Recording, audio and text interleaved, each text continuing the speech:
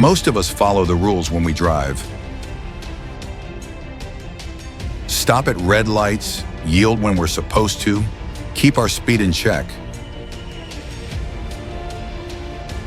And when a police car is sitting right next to you, you'd think everyone would be on their best behavior.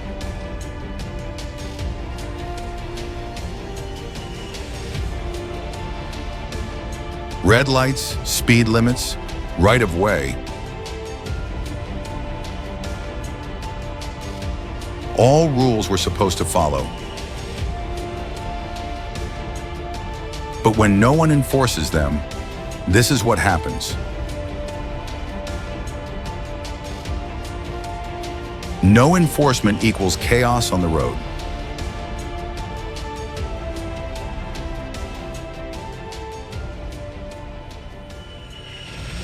Watch closely. You're about to see something wild.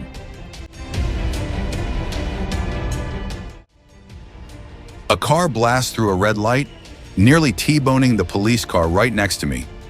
But here's the crazy part. The cop just keeps driving. No sirens, no pullover, nothing. It's like, if even the police don't react, is anyone really enforcing the rules?